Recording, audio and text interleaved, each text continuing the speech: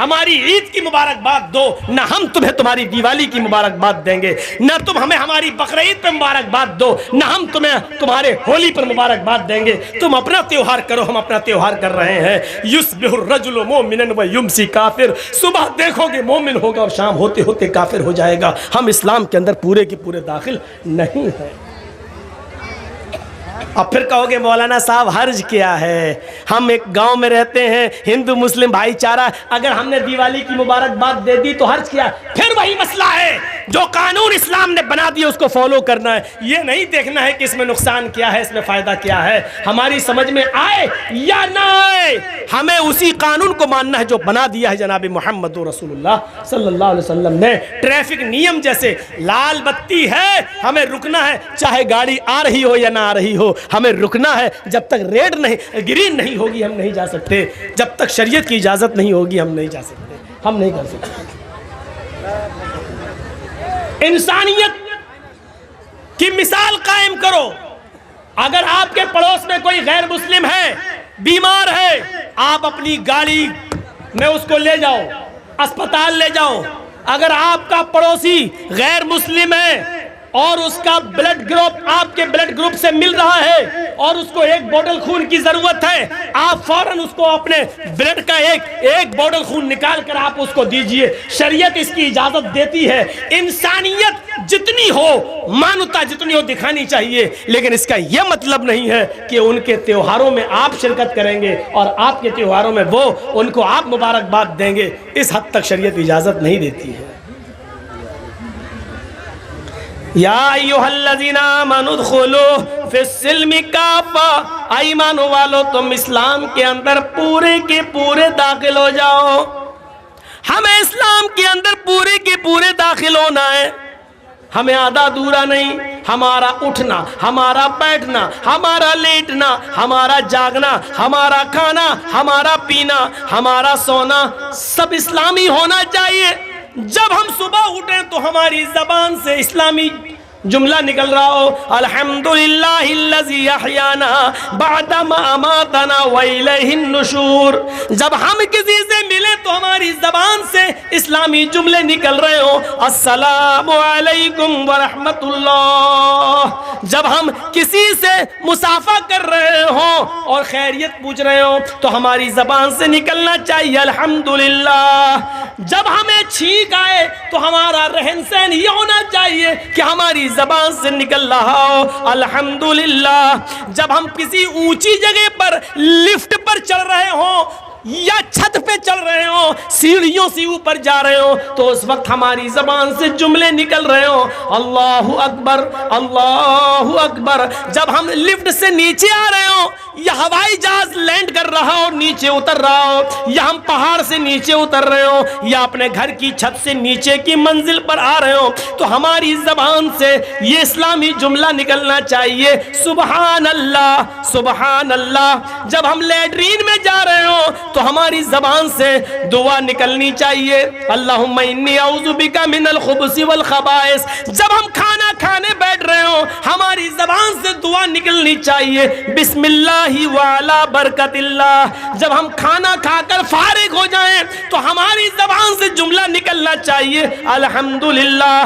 اللہ کی حمد و ثنا۔ مسجد میں جائیں تو اللہ کا نام لیا جائے، مسجد سے نکلیں تو اللہ کا نام لیا جائے، ماں باپ سے ملیں تو اللہ کا نام لیا جائے، گھر میں جائیں تو سلام کر کے جائیں، اپنے بچوں کو سلام کروانے کی عادت ڈالیں، اپنے بچوں کو اسلامی ماحول دیں، اپنی بیوی کو اسلامی ماحول دیں، اٹھنا بیٹھنا لیٹنا سونا جاگنا کھانا پینا سب اسلامی ہو۔ جب بستر پہ سونے جائیں تو دعا پڑھیں، اللہم باسمک اموت واحیا، ساتھ میں یہ دعا بھی پڑھ لو، 10 بار سبحان، 33 بار سبحان اللہ، 33 بار الحمدللہ، 34 بار اللہ اکبر۔ یہ دعا جو آدمی پڑھ کر سوتا ہے تو اللہ تعالیٰ ایک فرشتہ مسلط کر دیتا ہے، وہ اس کی حفاظت کرتا ہے رات بھر۔ تب ہم اسلام کے اندر پورے کے پورے داخل ہوں گے۔ کوئی گناہ کے قریب ہم پہنچ گئے، اس وقت اللہ کا خوف ہمارے دماغ میں ہونا چاہیے۔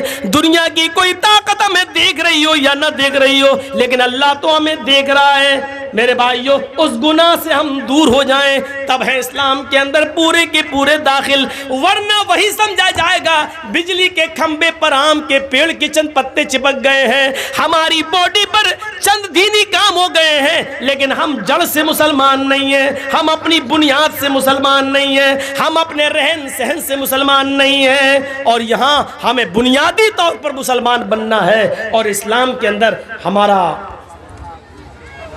رہن سہن ایسا ہونا چاہیے، اسلام کے اندر ہم ایسے گھل جائیں، اسلام کے اندر ایسے داخل ہو جائیں۔ مثال دے رہا ہوں، ذرا سوچیے، پانی کا ایک گلاس ہے، جگ ہے ہمارے پاس، لوٹا پانی کا ایک جگ ہے، اور ایک پتھر ہے ہمارے ہاتھ میں، اس پتھر کو پانی میں ڈال دیا اور رکھ دیا، 2 دن کے بعد آپ دیکھیں گے تو پانی میں وہ پتھر پڑا ہوا نظر آئے گا۔ آپ چاہیں تو ہاتھ ڈال کر پتھر کو نکال سکتے ہیں اور باہر پھینک سکتے ہیں۔ پانی میں آپ نے ایک پتھر ڈالا، 2 دن کے بعد آپ نے اس کو نکال دیا، اس کا مطلب کیا ہوا؟ اس کا مطلب یہ ہوا کہ پانی نے پتھر کو قبول نہیں کیا اور پتھر نے پانی کو بھی قبول نہیں کیا۔ جب تک ڈلا تھا، جب چاہا اس پتھر کو پانی سے باہر نکال کے پھینک دیا۔ ایسا ہمارا اسلام سے تعلق نہیں ہونا چاہیے کہ جب چاہو تب گھس جائیں اور جب چاہے کوئی ہمیں اسلام سے باہر نکال کر پھینک دے، ایسا نہیں ہونا چاہیے اسلام کے ساتھ ہمارا تعلق۔ جرجیت صاحب کے پاس پانی کا ایک جگ ہے، آپ کے ہاں زردہ بنتا ہے؟ زردہ، ارے وہ میٹھا چاول ہوتا ہے، ادھر نہیں بنتا ہے، ہم لوگوں کے یہاں بنتا ہے، تو اس میں کھانے والا رنگ ہوتا ہے۔ آپ کے یہاں کھانے والا رنگ تو بہت سی چیزوں میں ڈالا جاتا ہوگا، جلیبی میں ڈالا جاتا ہے، پلاؤ میں بھی ڈالا جاتا ہے رنگ۔ آپ جائیے اور 2 روپے کا 5 روپے کا کھانے والا رنگ کسی دکان سے لے آئیے، اور وہ کھانے والا رنگ پانی کے اس جگ میں ڈال دیجئے۔ 2 دن آپ انتظار آپ کو نہیں کرنا ہے، 1 منٹ بھی آپ کو انتظار نہیں کرنا ہوگا۔ آپ تھوڑی ہی دیر میں دیکھیں گے جیسے ہی وہ لال یا پیلا رنگ پانی میں گیا اور پانی کو پورا کا پورا لال کر دیا یا پیلا کر دیا، جو رنگ پانی میں ڈالا گیا پانی اسی رنگ میں رنگ گیا۔ اب آپ رنگ کو پانی سے الگ کریے، ہو جائے گا؟ جو رنگ آپ نے پانی میں ڈالا ہے، اب آپ پانی سے رنگ کو الگ کریے، نہیں ہوگا۔ اور پانی کو رنگ سے الگ کیجئے، وہ بھی نہیں ہوگا۔ نہ رنگ پانی سے الگ ہو سکتا ہے، نہ پانی رنگ سے الگ ہو سکتا ہے۔ دونوں ایسے گھل گئے ہیں، ایسے مل گئے ہیں کہ نہ پانی رنگ کو چھوڑتا ہے اور نہ رنگ پانی کو چھوڑتا ہے۔ یہ ہونا چاہیے ہمارا اسلام کے ساتھ گھلنا، یہ ہونا چاہیے ہمارا اسلام کے ساتھ تعلق۔ جب ہم اسلام میں آ گئے، مسلمان بن گئے، تو ہماری جان چلی جائے نہ تو اسلام ہم سے نکلے نہ ہم اسلام سے نکلے۔ یہ ہونا چاہیے پانی اور رنگ کی طرح ہمارا اسلام کے ساتھ رشتہ ہے۔ یہاں چند ڈنڈے پڑتے ہیں موب لنچنگ کے موقع پر تو آدمی جے شری رام کے نعرے لگانے لگتا ہے، حالانکہ وہ موت کا ڈر ہوتا ہے، وہ تو جس کے اوپر بیتتی ہے وہی جانتا ہے، میں یہ نہیں کہہ رہا ہوں، لیکن ہمارا تعلق اسلام کے ساتھ یہ ہونا چاہیے کہ ایسے ہم اسلام میں گھل جائیں اور اسلام ہم میں ایسے گھل جائے کہ ہم کو اسلام سے دور کیا جائے یا اسلام کو ہم سے دور کیا جائے تو نہ ہو۔ ہر حال میں ہم، اور اس کی جیتی جاگتی مثال ہے حضرت سمیہ کا وہ واقعہ جب ان کے دونوں پیر باندھ دیے گئے اور دونوں ہاتھ باندھ دیے گئے اور سمیہ سے کہا گیا، ایک نیزہ لایا گیا اور کہا سمیہ دیکھ، محمد کے رب کو چھوڑ دے، جن کو تو پہلے مانتی تھی انہی کو اپنا معبود مان لے۔ تو سمیہ نے کیا کہا؟ ہاشا و کلا، ہرگز نہیں۔ ابو جہل نے وہ نیزہ نکالا، ابو جہل نے وہ نیزہ اٹھایا اور پورا کا پورا سمیہ کے جسم میں، سمیہ کی شرمگاہ کے اندر، سمیہ کے پیشاب کے راستے میں پورا کا پورا وہ نیزہ داخل کر دیا، ادھر سے ڈالا اور اس طرف نکال دیا۔ سمیہ کے ہاتھ پیچھے سے بندھے تھے، وہ بوڑھی عورت تھی، آسمان پر نظریں ڈالتی ہے، اس موقع پر بھی اس کی زبان سے یہ نہیں نکلا اے اللہ تو میری مدد کر یا مجھے بچا لے۔ اس نے اپنی زندگی کے بارے میں نہیں کہا، اس نے دعا بھی مانگی تو یہ دعا مانگی، یا ربی ثبت قدمی علی دینک یا ارحم الراحمین، اے ارحم الراحمین، اے رحم کرنے والے، اے ہمارے رب، اس کا نیزہ میری شرمگاہ کو پار کر گیا ہے، اس کی دی ہوئی تکلیف سے کہیں میں اسلام نہ چھوڑ بیٹھوں، کہیں دین نہ چھوڑ بیٹھوں، اے اللہ مجھے میرے دین پر جمع دینا، مجھے میرے دین پر ثابت رکھنا، اے اللہ اس کی دی ہوئی تکلیفوں سے کہیں میں دین نہ چھوڑ بیٹھوں، کہیں تکلیفوں سے تنگ آ کر میں دین قربان نہ کر دوں۔ اس موقع پر بھی وہ اپنے دین کی سلامتی مانگ رہی ہے، یہ ہے اسلام میں رنگنا۔ سمیہ کو ستایا گیا لیکن سمیہ اسلام نہیں چھوڑ رہی ہے، اسلام سمیہ کو نہیں چھوڑ رہا ہے۔ یہ زندگی ہونی چاہیے ہماری اسلام لانے کے بعد اور اسلام کے ساتھ، لاکھ دنیا کوشش کرے۔ ابھی جا رہے ہو نا تقریر کے بعد، کل شادی ہوگی ہمارے بچے کی، ہم 3 لاکھ روپے مانگیں گے۔ اس تقریر کا اثر کل پتہ چل جائے گا، کتنا اسلام ہمارے اندر آیا ہے۔ اپنے بیٹے کی شادی میں لڑکی والے سے 2 لاکھ روپے ہم مانگیں گے، 3 لاکھ مانگیں گے، موٹر سائیکل مانگیں گے، آپ دیکھ لیجئے گا۔ یہ اسلام ہماری زندگی کے اندر ہے، یہ اسلام۔ سمیہ کا اسلام دیکھو، اور اس کے بعد 2 اونٹ منگائے گئے، ایک اونٹ کا چہرہ پورب کی طرف کر دیا گیا، دوسرے اونٹ کا چہرہ پشچم کی طرف کر دیا گیا۔ یہ پیر سمیہ کا اس اونٹ سے باندھ دیا گیا اور دوسرا پیر سمیہ کا دوسرے اونٹ سے باندھ دیا گیا۔ ایک اونٹ کا چہرہ پورب کی طرف، ایک کا پشچم کی طرف۔ سمیہ کے دونوں پیر بندھے ہیں، ہاتھ تو پیچھے سے پہلے ہی بندھے ہوئے تھے۔ ابو جہل نے کوڑا اٹھایا، اے سمیہ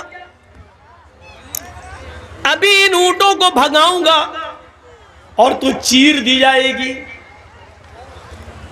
تیرے پیر ایک ادھر ایک ادھر چیر دیا جائے گا اور بیچ سے تیرے 2 ٹکڑے کر دیے جائیں گے۔ اب بھی تو محمد کا دین چھوڑ دے، اب بھی تو اسلام چھوڑ دے۔ سمیہ نظریں آسمان پہ ڈال کے کہتی ہے، اے ابو جہل مجھے پاگل سمجھ رکھا ہے کیا؟ اسلام میں کیسے گھل گئی تھی، یہ دیکھیے منظر، اسلام میں کیسے گھلی ہوئی تھی وہ۔ کہتی ہے اے سمیہ